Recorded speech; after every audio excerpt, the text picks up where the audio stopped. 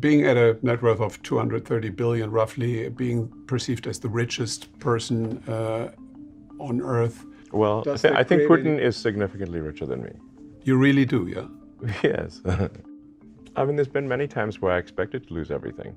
Who starts a car company and a rocket company expecting them to succeed? Certainly not me. I thought they both had less than a 10% chance of success.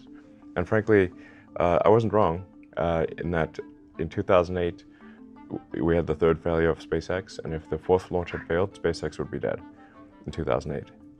We had no money for a fifth launch. And for Tesla, Tesla's been on the verge of bankruptcy many times. And we closed the financing round in 2008, because remember, at the end of 2008, General Motors and Chrysler were going bankrupt, and Ford was almost bankrupt. So imagine trying to raise money for an electric car startup while General Motors is going bankrupt. I mean, people were angry that I even asked. But we were able to just barely raise enough money to squeak by and close the financing round for Tesla on the last hour of the last day that it was possible in Christmas Eve 2008. And if we had not closed that financing round then, it would have gone bankrupt 2 days after Christmas. With all your knowledge and products, services, you're almost a strategic weapon in modern warfare. How do you see your role in that context? I think I can be helpful in conflicts. I try to take the set of actions that are most likely to improve the probability that the future will be good. Should we have even more nuclear energy in order to get faster independent from Putin and to resolve the climate issues? I want to be super clear. In my opinion, Germany should not only not shut down the nuclear power plants, it should reopen the ones that shut down. And those are the fastest ones to restart. It's crazy to shut down nuclear power plants, especially like if you're in a place where there's not natural disasters. So like if you're maybe somewhere where there's severe earthquakes or tsunamis or something like that, it's more, of a question mark as to, I mean, maybe, but if there's not like massive natural disaster risk, which Germany does not have, then there's really no danger with the nuclear power plants. And you don't see any safer alternatives that could have a similar effect? I think long term, most of civilization's energy is going to come from solar, and then you need to store it with a battery, because obviously the sun only shines during the day, and sometimes it's very cloudy. So you need solar batteries will be the main long-term way that civilization is powered. But between now and then, we need to maintain nuclear.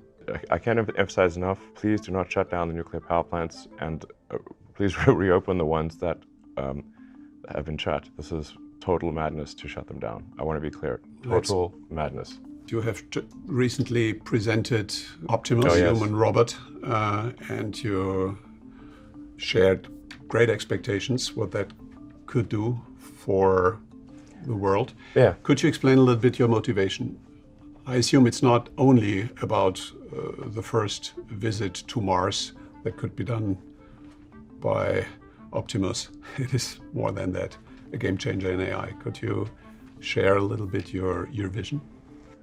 With respect to AI and robotics, I always approach these things with some trepidation because I certainly do not want to play a hand in anything that could potentially be harmful to humanity. Humanoid robots, they're clearly happening. I mean, you look at like Boston Dynamics, their demonstrations are better every year. So there will be humanoid robots. I mean, the rate of advancement of AI is very rapid. Talking about speed, you have the vision that one day Starship could be able to get from A to B in 30 minutes all around the globe. Is that correct? And if so, what would the time frame for this vision? It's like a global super taxi. You can just go from San Francisco to Nairobi. Yeah. I mean, the landing will be loud. So you'd want to probably be connecting, cities that are next to oceans or seas, such that you can land maybe, far enough offshore that the landing noise is not disturbing to people. But I'm surprised that one topic seems not to be too fascinating for you, and that is the project of longevity and increase lifespan significantly. Why are you not passionate about that? You're not personally interested in living longer? I mean, I don't think we should try to have people live for a very long time. That it would cause ossification of society, because the truth is, most people don't change their mind; they just die. And so, if they don't die, they will be stuck with old ideas, and society won't advance. I think we already have quite a serious issue with the gerontocracy, where the leaders of so many countries are extremely old. Look, I mean, in the US, it's, very, very ancient leadership. And it's just impossible to stay in touch with the people if you're, at the, if you're like many generations older than them. And the founders in the US, they put minimum ages for political office, but they did not put maximum ages, because they did not expect that people would be living so long, but they should have. Because you really want, in order for a democracy to function well, the leaders must be reasonably in touch with the bulk of the population. And if you're too young or too old, you can't say that you would be in touch. Is there anything that you really would like to achieve which you think is going to be impossible? Impossible is a strong word. You don't like that word? Well, it's a strong word. I mean, I sort of approach things from a physics standpoint, and the word impossible is, more or less banned in physics. I'm really worried about this birth rate thing.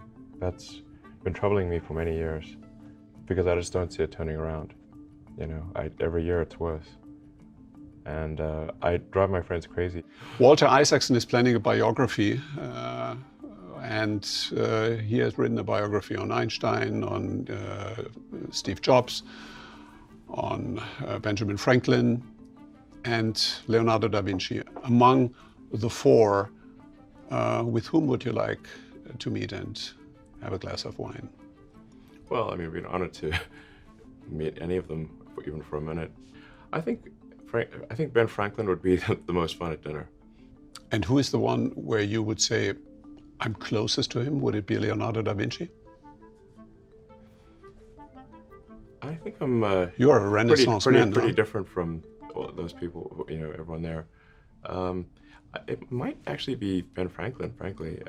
He did a lot of science and engineering stuff.